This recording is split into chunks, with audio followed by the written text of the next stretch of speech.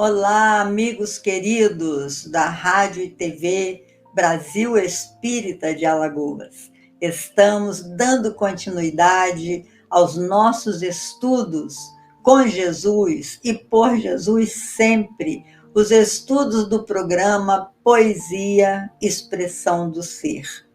E hoje, meus irmãos, nós vamos falar sobre pais e filhos. Você acha que tem sido um bom pai? Ou se você foi um bom pai para os seus filhos, se você estiver com seus filhos já grandes, você teria alguma censura a fazer sobre o seu próprio comportamento de pai ou de mãe? Você pensa assim, tomou consciência de quais foram os seus erros e existe alguma forma de consertá-los? Ou você acha que os seus filhos foram ingratos, que eles não souberam, não entenderam todo o seu esforço, tudo que você fez para que a vida em família fosse maravilhosa? Vamos falar sobre isso? Que nossos filhos são espíritos. A doutrina espírita tem uma visão maravilhosa dessa relação pai, mãe, filho, irmão, irmã. Vamos lá? E para isso, nada mais interessante do que chamar essas duas pessoas maravilhosas que compõem o nosso programa.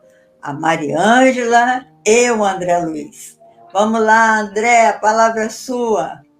Boa noite a todos, mais uma vez aqui reunidos para a gente refletir, pensar nesse tema que sempre é atual e sempre vai ser, né, Leila, atual, porque sempre teremos um planeta habitado, teremos pais e teremos filhos. Então esse assunto não sai de moda jamais, né?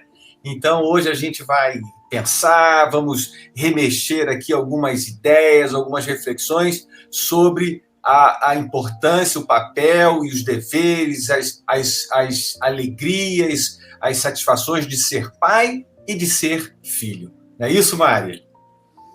Boa noite aos colegas, boa noite a quem está nos ouvindo.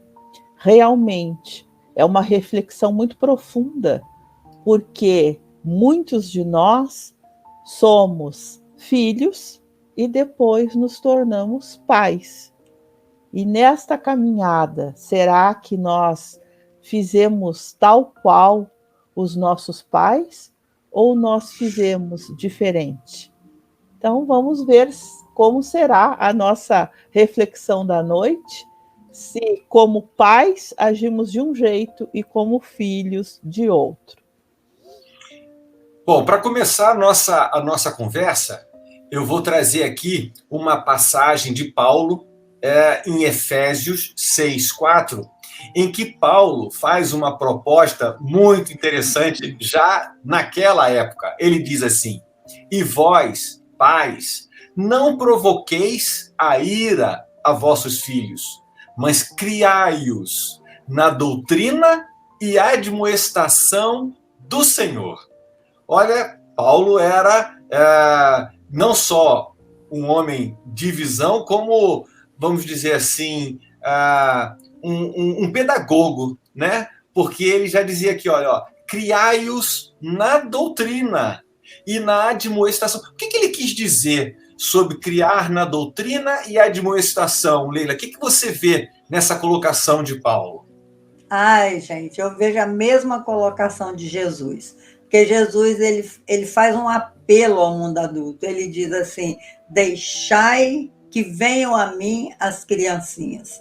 Porque se a gente não quiser, se o mundo adulto não quiser, os nossos filhos não vão conhecer Jesus. E Jesus faz esse apelo, ele sugere no, sei lá, no nosso psiquismo. Deixai, por favor. É quase uma... Ele implora que as crianças possam chegar até ele. E de que maneira, meus irmãos, a gente vai colocar os nossos filhos em contato com Jesus, ou seja, com a doutrina que ele trouxe, que ele se empenhou em trazer no momento que ele achou que o mundo já estava preparado para receber essa doutrina do amor.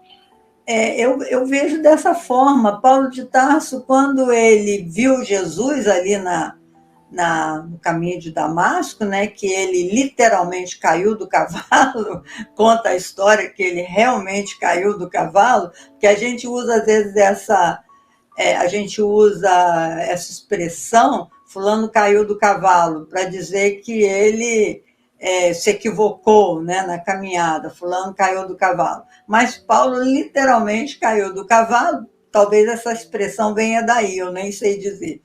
Mas ele caiu do cavalo e depois que ele encontrou Jesus, ele disse, mestre, o que queres que eu faça? Porque ele entendeu que ele estava diante de uma grandiosidade tão grandiosidade grande, estava diante de uma coisa tão grande que ele não... A única coisa que ocorreu na cabeça dele é perguntar o que eu posso fazer agora para levar a minha vida a partir desse novo entendimento. Então, depois que a gente encontra Jesus, a gente se encontra com os argumentos que o mestre trouxe, a gente muda a vida. E por isso é importante que a gente deixe que as crianças se encontrem com esse conhecimento, que a gente proporcione esse caminho para os nossos filhos.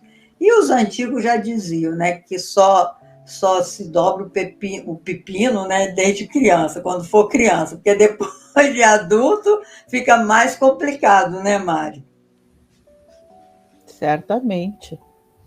A importância de nós trazermos desde o berço o conhecimento da doutrina de Jesus. Porque muitas vezes nós achamos que aquele bebezinho, aquela criança, não tem condições ainda de entender. Então, vamos deixar para quando ele for adulto fazer essa escolha. Só que para nós da doutrina espírita, aquele bebezinho é um espírito, e é um espírito que já tem uma caminhada e traz experiências. E muitas vezes nos chega na condição infantil para que nós, que já estamos há algum tempo a mais aqui na Terra, possamos conduzi-los. A maioria dos espíritos está aguardando esta condução feita pelos pais. E é interessante, a Leila sabe disso, quando nós, como educadores, estudamos várias correntes de pensamento educacional, de que as crianças precisam de limites, as crianças anseiam por disciplina, porque eles esperam isso, não só do pai e da mãe, mas também dos professores. A criança não está esperando que ela ela possa fazer o que ela quiser. Geralmente, eu acho que, falando na experiência da sala de aula, a Leila deve ter vivenciado isso como eu, os alunos aguardam, sim, as diretrizes dos professores, porque eles se sentem seguros. E é interessante quando o aluno percebe isso no professor e diz, eu me sinto seguro com este professor. É a mesma coisa com os espíritos que recebemos como filhos. Eles se sentem seguros com as nossas orientações. E o maior pedagogo do mundo é Jesus. Eu penso que nessa frase enquanto a gente está aqui conversando, eu olhando aqui com bastante atenção, eu vejo alguns aspectos aqui sensacionais na linguagem que Paulo utilizava. E olhando, né, como a Mari falou, como a Leila falou, do planeta, né, da escola, o nosso planeta é a nossa sala de aula, né? E os nossos primeiros professores são os nossos pais. Então, realmente, ele estava aqui dizendo o seguinte: olha, não provoqueis a ira. Ou seja, não faça com o seu filho um despertar de sentimentos inferiores. Quando ele fala assim, não provoqueis a ira, não provocar na criança o contato desnecessário com os sentimentos inferiores. Você é pai. Você deve desenvolver nele os sentimentos de amor, não os sentimentos inferiores. Na sequência, ele diz: mas criai-os na doutrina. Como mostrando, e a Mari deixou isso bem claro, a questão dos limites, porque toda doutrina ela apresenta os aspectos positivos decorrentes e os aspectos não positivos também decorrentes. Então, ele mostrando o caminho, porque uma doutrina mostra um caminho, uma iluminação. E aí depois ele vem e diz: e a admoestação do Senhor. Ou seja, eu penso, senhoras educadoras, né, aqui já trazendo, eu penso que eu comento muito com alguns amigos meus, eu digo assim: você certamente orienta seus filhos nos aspectos racionais. Olha, se isso deu certo, se aquilo deu errado, né? Ou seja, desde pequeno, ele faz com que haja desenvolvimentos psicológicos voltados à razão.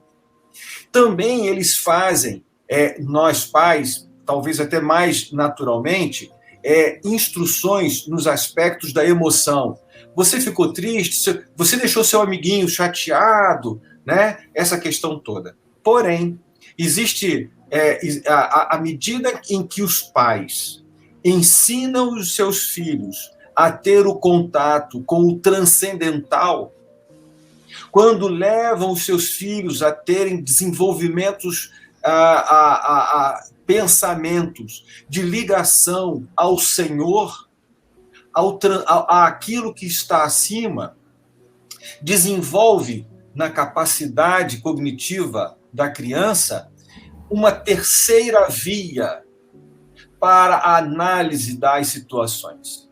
Já vai desde pequeno adaptando, preparando este espírito a, em determinadas situações, olhar cada acontecimento não apenas de forma racional ou emocional, mas também transcendental, mostrando, entendendo desde pequeno que o Senhor, que ele não vê, o Senhor, que muitas vezes é difícil para a criança na linguagem levar à reflexão, mas que sensibiliza determinadas cordas musicais do seu espírito, da sua integridade, da sua individualidade, de ele lembrar: isso aqui é obra de Deus.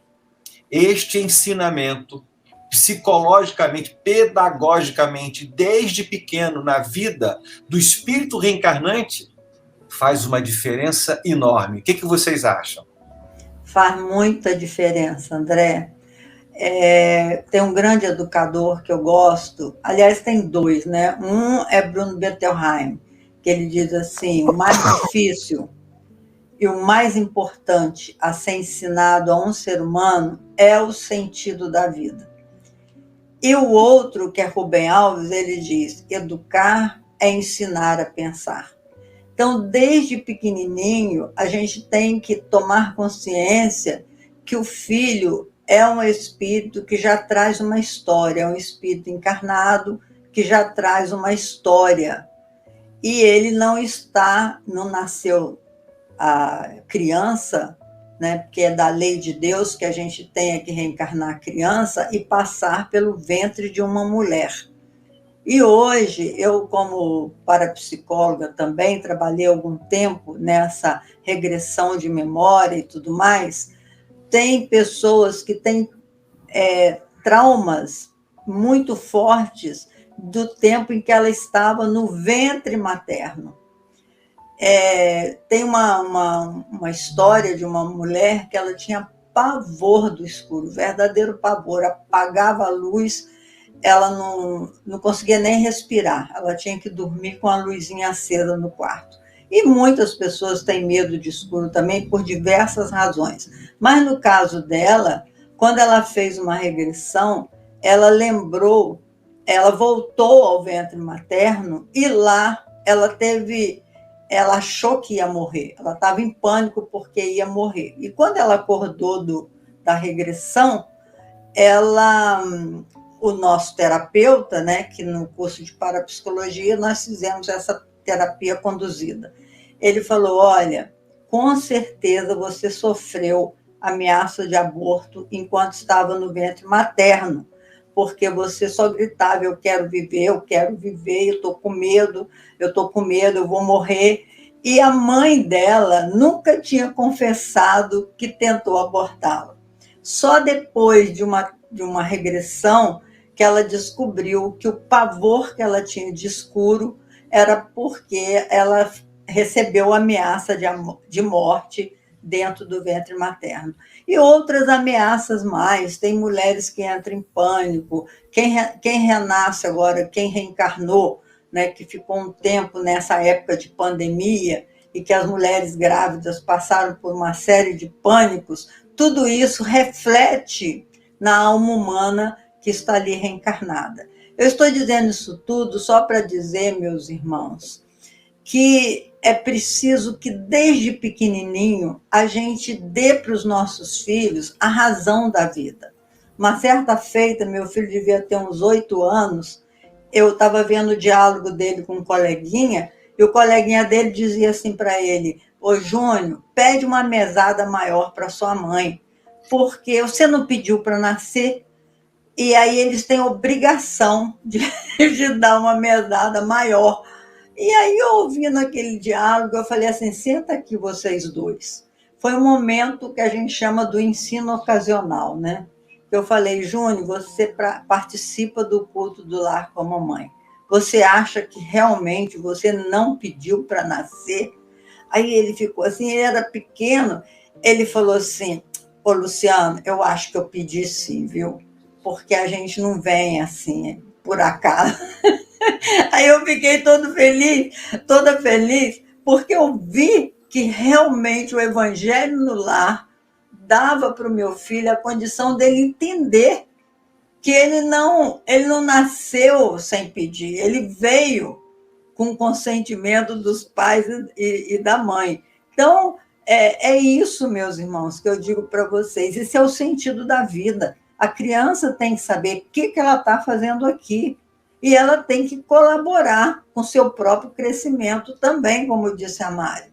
Ela tem que ter limite, ela tem que ter obediência. Quando chega na adolescência, então, a gente tem que deixar claro quem é que manda nesse espaço aqui.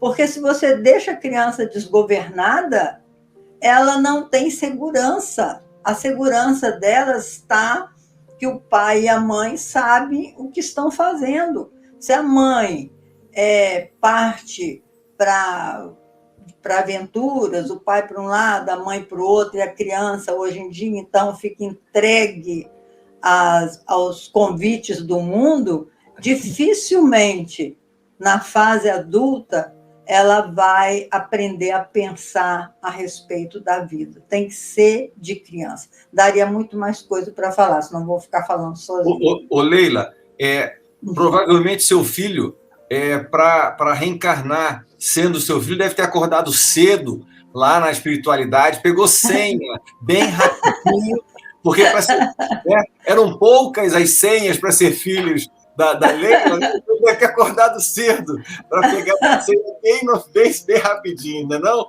Tá certo? Isso é ótimo. Mas, Mari, Vamos à frente aqui. Eu vou trocar aqui a nossa frase e que eu digo assim, que toda vez que a gente vê uma mulher grávida, a meus olhos, é que Deus ainda confia nos homens para cuidar dos homens. Porque se em determinado momento nenhuma mulher ficasse grávida no planeta, o que tempos depois seria extinção dos humanos na Terra, era porque Deus falou assim, olha, não manda mais espírito, porque eles não sabem não sabem cuidar. E a gente vai encontrar aqui em Emmanuel a seguinte frase: receber encargos desse teor é alcançar nobres títulos de confiança. Realmente, a partir do momento em que somos convidados a gestar um corpo para que receba um espírito que necessita dessa experiência a fim de se desenvolver, de criar condições de adquirir a amorosidade e a sabedoria, é uma confiança de Deus na sua criação, porque Ele concede aos espíritos, embora imperfeitos, a chance de serem coparticipantes da criação. Então, Deus confia muito em nós nesse momento e nos chama para que sejamos, então, pais. E a grande função da paternidade, da maternidade, é aprender com os filhos. Porque muitas vezes a gente fala que os pais têm que ensinar os filhos. Sim, isso é uma tarefa primordial. Mas a gente não pode esquecer que os filhos também nos ensinam.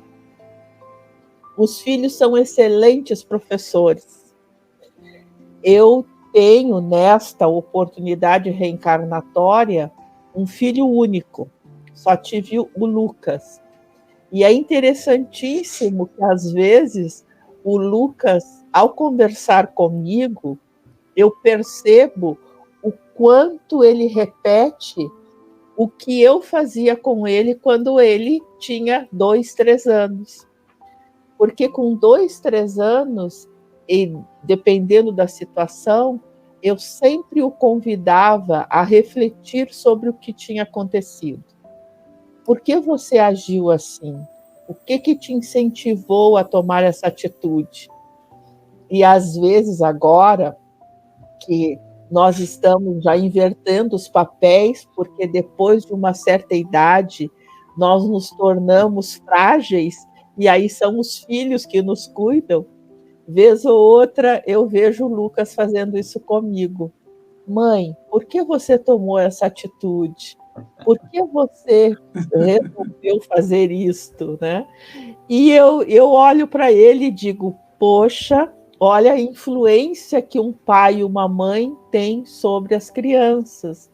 Porque agora adulto, agora é ele que é pai, né? E agora ele toma estas atitudes. E então, que confiança Deus deposita em nós, espíritos ainda imperfeitos, para que possamos mutuamente nos auxiliar neste crescimento em busca da amorosidade e da sabedoria. É isso mesmo. Eu penso nisso, né? Que eu acho que, no primeiro momento, os pais são pais dos filhos. Num momento depois, acho que mais na idade, os pais passam a ser filhos dos filhos. Né? Em algum momento, esses papéis, né? Eles já prenunciando as renovações na espiritualidade, já começa um processo de introdução dessa relação, né, que a gente vai adotando ao longo da caminhada. E eu penso que a importância de se conhecer os filhos, os pais, né, precisam olhar e avançar nas primeiras observações, não se limitar às primeiras observações dos seus filhos. Eu penso que há necessidade de se utilizar a madureza da experiência adquirida, e quando você tiver que lidar com os seus filhos, há que se ter um cuidado muito grande de identificar nos seus filhos o que eles realmente precisam para aprender. Eu trago aqui, como reflexão, a parábola do filho pródigo. Então, rapidamente, o pai tinha 2 filhos, o mais novo, então, pediu a parte da fortuna e foi-se embora. Gastou a fortuna e retornou. E aí, tem um pedacinho dessa parábola que, para mim, é muito significativa, que ele diz assim: e levantando-se, o filho mais novo foi para seu pai. E quando ainda estava longe, viu seu pai e se moveu de íntima compaixão e, correndo, lançou-se-lhe ao pescoço e o beijou. E o filho lhe disse: Pai, pequei contra o céu e perante ti, e já não sou mais digno de ser chamado teu filho. Mas o pai disse a seus servos: Trazei depressa a melhor roupa. Então, Jesus, nesse momento, dá uma demonstração clara da grandeza da função de ser pai. No momento em que o filho quis experimentar o mundo, o pai, talvez com o coração dolorido, deixou. E da mesma forma ficou ansiando, e talvez até mesmo prevendo, sabendo que em determinado momento o filho ia voltar. E ele, ao invés de adotar uma postura de censura, não, ele abriu os braços. Ele abriu os braços e recebeu o filho de volta, lançou-se-lhe ao pescoço. Mais à frente ele vai dizer: ele estava perdido, estava morto e reviveu. Tinha se perdido e foi achado. Isso mostra que o pai precisa conhecer o filho além do filho. Ele precisa conhecer as angústias, as tristezas, as alegrias, as ansiedades, além do superficial. Saber que ele vai e que ele volta, e que ao voltar, abrace-o como se criança ainda fosse. Então, a relação de pai e de filho é toda amor, até no desespero, até na inocência, até na incompreensão.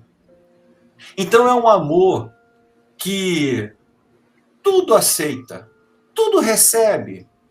Tem que estar pronto para entender o momento de crescimento do filho e estar lá para ser pai como o pai está para a gente. Então, nós, de alguma forma, exercitamos como pais e mães a função do pai, literalmente. E temos que ter a paciência, o equilíbrio de ver sair e estar pronto, de braços abertos, para receber de volta. Essa passagem do filho pródigo, para mim, é uma das mais lindas, porque o filho de longe tinha dúvida se o pai iria receber ele ou não. Mas o pai jamais duvidou de que no momento que ele o visse, mesmo de longe, era o filho o Filho amado, né? Então, Jesus aqui dando para a gente sempre ensinamentos até de como devemos ser pais. Não é isso, Leila?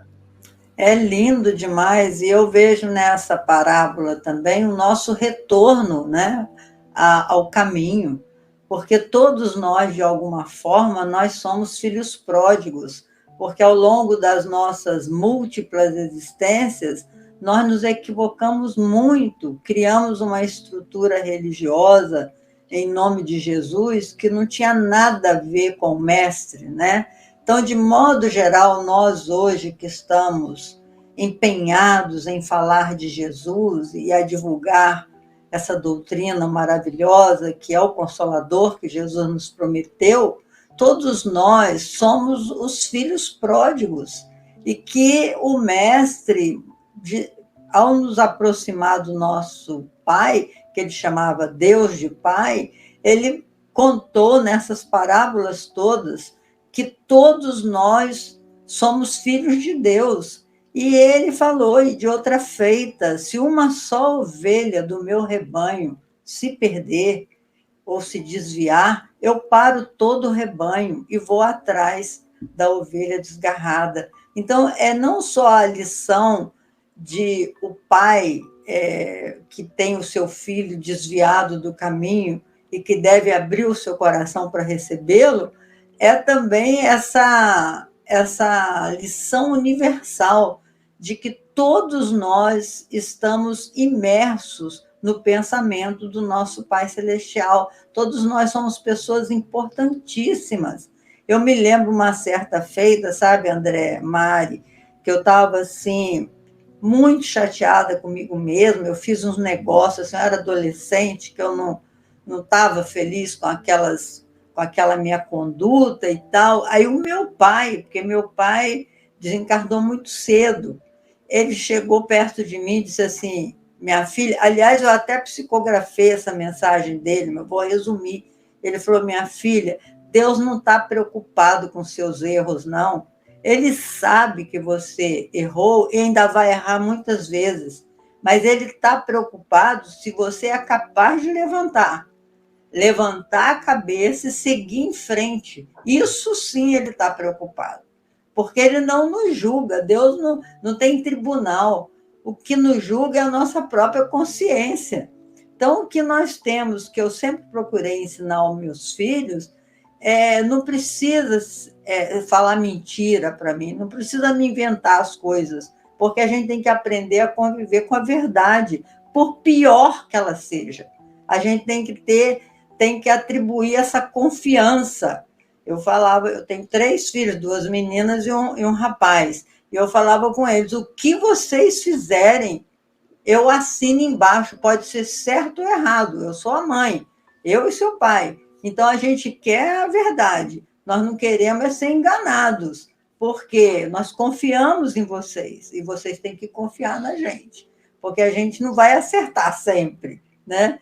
Nós vamos também cometer equívocos, mas por isso é importante essa confiança, esse amor entre pai e filho, que Jesus exemplifica também nessa história do filho pródigo, que a gente sabe também que o outro filho ficou enciumado nessa história, né? Falou, pai, eu estou aqui do seu lado o tempo todo, nunca recebi uma festa que o senhor está fazendo para esse seu filho ingrato que saiu, gastou o dinheiro todo e voltou, e agora você está recebendo ele com uma festa.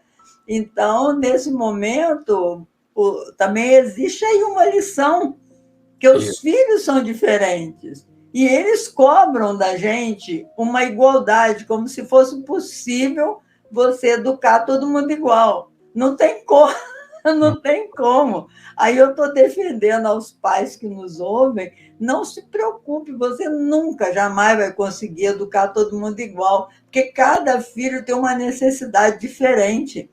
E os pais percebem isso, uns precisam de um cabresto mais curto, como dizia meu pai, outro podia ter mais liberdade.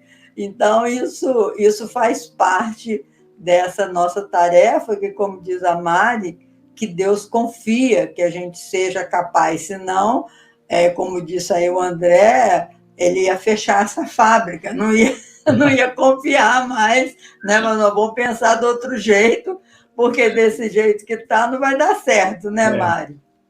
Eu vou, Mari, olha só, no mesmo texto de Paulo aos Efésios, a passagem que fala dos pais é o 6, do ponto 4, né? E a passagem que fala dos filhos, na verdade, veio antes. Ele é o 6.1, tá certo? E aí, Paulo diz assim: vós, filhos, sede obedientes a vossos pais no Senhor, porque isso é justo. E aí, ser filho, Mari, é só ser filho ou a gente precisa ser filho?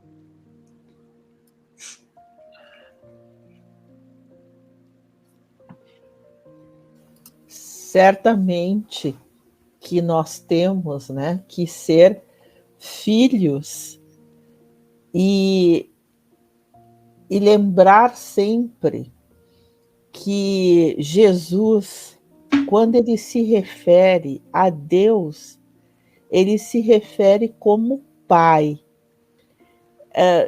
Jesus poderia ter chamado Deus por qualquer nome, escolher qualquer tipo de denominação para o sagrado. E ele escolhe chamá-lo de Pai. Já nessa indicação, nós temos a presença da figura paterna como a figura que representa o cuidado, o zelo, o carinho, o amor, a educação. Então, a relação de nós, pais, com os nossos filhos, é esta relação que Jesus está sempre nos lembrando, deste amor, mas não é um amor que deixa o filho fazer o que desejar, é o amor que dá limites, que traz experiências, que conduz. Então, ser pai é fazer este papel. E ser filho é compreender que aquilo que o pai está fazendo é a experiência dele, e é por isso que ele veio antes. Por que você é o pai e você é o filho? Em um determinado momento, a gente pode até, né, trocar esse papel, mas sempre o pai vem antes. Então, quando você está na figura de filho, pensar sempre que a experiência vivenciada pelos pais é que nós temos que entender. E se eles estão nos conduzindo, fazermos como a gente faz quando criança. A gente vai atravessar um caminho, nós nos sentimos mais confortáveis e mais seguros se dermos a mão para o nosso pai, para a nossa mãe. Por que a criança que não tem tanta experiência em atravessar a rua, por exemplo, busca com a sua mãozinha a mão do pai ou a mão da mãe? Porque o filho confia que o pai e a mãe vão conduzi-lo com segurança. Então, quando nós somos filhos, nós temos que entender isso, que os nossos pais, eles, pela experiência vivida, pelo tempo que eles viveram nesta existência mais do que nós e nessa experiência acumulada, eles sabem quais os obstáculos, eles enxergam perigos que nós, na nossa ingenuidade, ainda muito juvenil, não percebemos. Então, essa relação pais e filhos é uma relação perfeita, que somente a inteligência, que é Deus, poderia criar. Esta relação de confiança de Deus em nós espíritos, nos tornando pais, dos pais, de que eles conseguirão, porque assim Deus o permite, e dos filhos, na confiança dos pais que representam, neste momento, Deus. É uma coisa muito bonita, chega a ser poética, e olha que eu não sou da área da poesia, como é a Leila. Não. Eu vou pedir para a Leila, porque muitas vezes o que acaba acontecendo? A gente, lamentavelmente, né, vem aquele período, vamos dizer assim, um pouco mais turbulento na encarnação de todos nós, que é a juventude, a mocidade, as descobertas, talvez algumas mais amplas e tudo mais, e muitas vezes a gente vai encontrar pessoas, espíritos que acabam, vamos dizer, negligenciando, quase sempre na mocidade, sofre de estranhável esquecimento dos seus deveres, das suas relações, né? Então a gente vê que muitas vezes na mocidade alguns afastamentos acabam acontecendo, né? Como que a gente deve tratar em termos de espiritismo, ver em termos do espiritismo como contornar este estranhável esquecimento de filhos para com os seus pais? Não é fácil, não.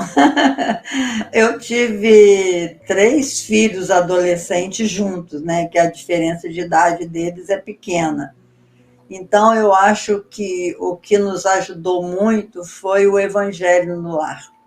Porque eu fazia o Evangelho com eles desde pequenininho. A gente começou, eles não sabiam ler ainda, e nós começamos a fazer o Evangelho no lar.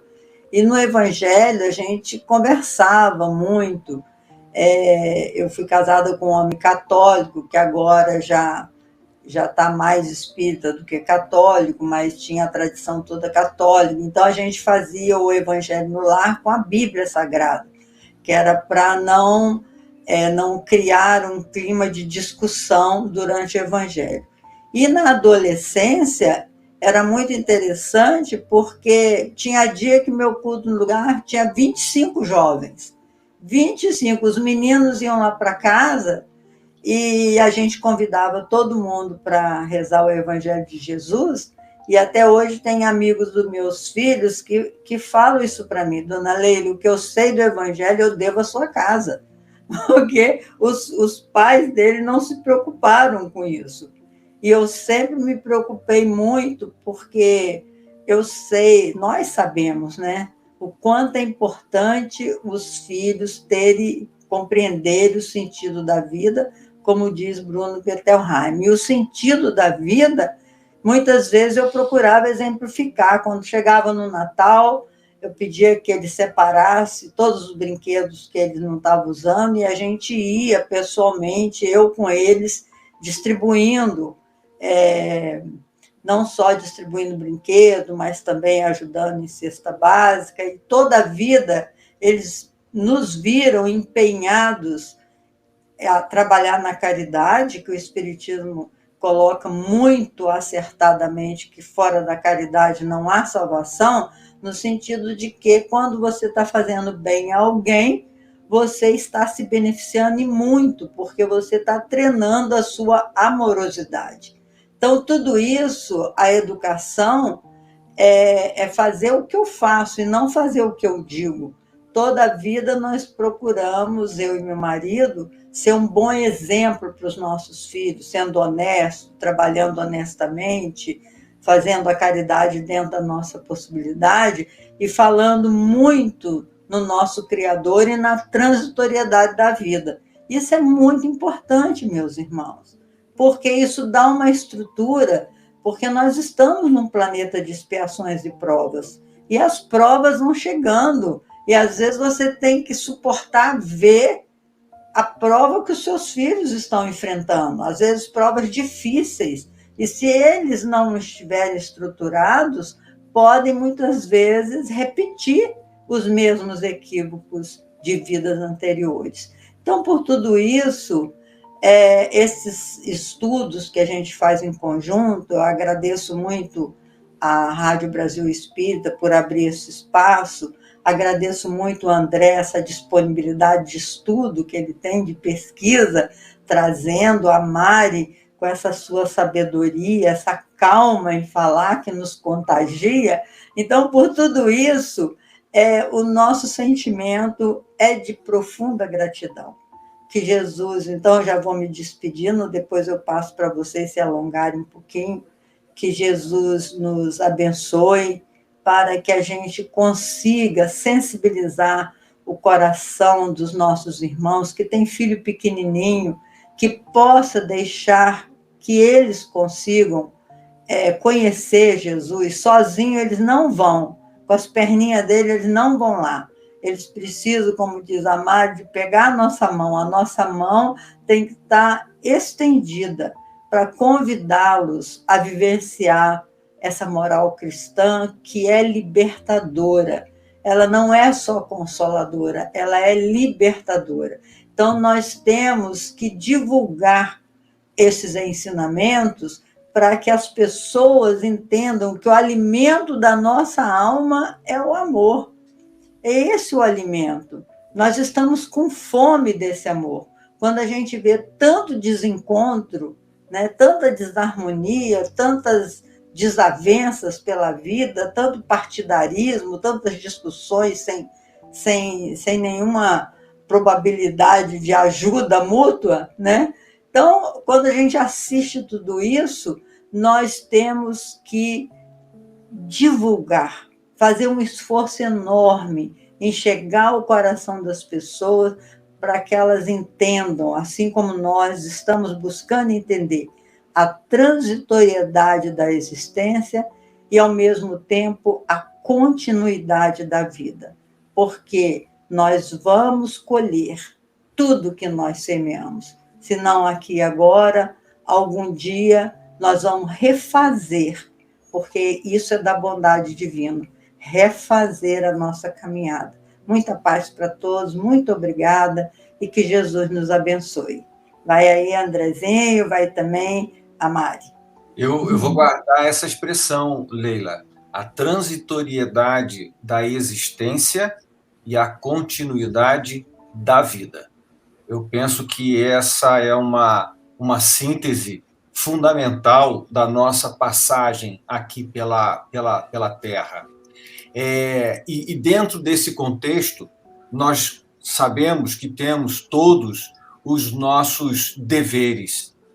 E dentre os deveres, um dos mais sagrados, Emmanuel nos traz aqui nessa frase, quando ele diz que os filhos estão marcados por divinos deveres. Então, cada um de nós, só pelo fato de estar encarnado, é porque nós tivemos pais. Estes pais, que até muito se falava das questões originais da vida, e, na verdade, quando visto de que nós estamos marcados pela união dos pais, né, traduzidos aqui em divinos deveres, juntos daqueles aos quais foram confiados pelo Supremo Senhor na senda humana. Então, nós temos que não sofrer de estranhável esquecimento ao longo da vida. Nós, como filhos, temos responsabilidades perante o Pai e perante os pais.